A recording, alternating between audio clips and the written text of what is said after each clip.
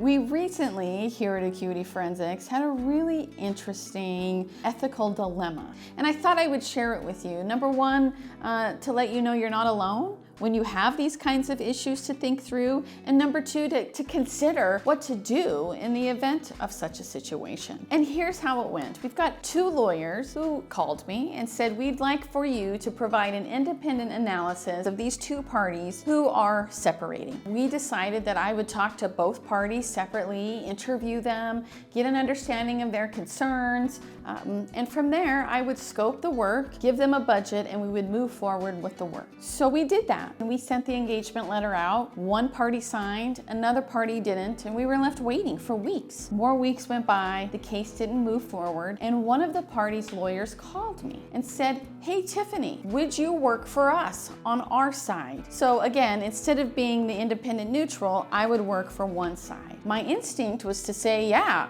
I'll do that. I'd only talk to everybody for about an hour. It was going to be at least $25,000 in fees, but a little nugget in the back of my head or in the pit of my stomach said, hold off, think this through. So here's what I did.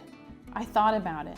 I talked it over with a colleague. I talked it over with my husband, and we all came to the same agreement. I had a conflict, and that conflict was what? I had sat right here at this conference room table and gotten the concerns of one of the interested parties. That was going to create a conflict with my working for the other party solely. So I let the lawyer know. I said, listen, if you would like me to work for you, I'm happy to do so. But we're gonna have to have that other party sign a conflict waiver, have his lawyer sign the conflict waiver so we know that he's gotten good legal counsel. And once the parties have signed the conflict of interest agreement, I will move forward with the case. Number one, this lawyer is a great lawyer. Number two, he's one of my best referral partners. And number three, I hate letting people down. But you know what he said to me? He said, listen, Tiffany, thank you so much for thinking this through.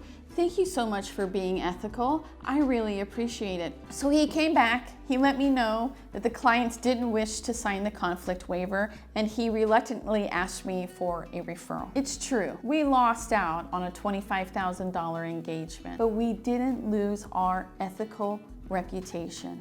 And that, my friends, will pay dividends long after today.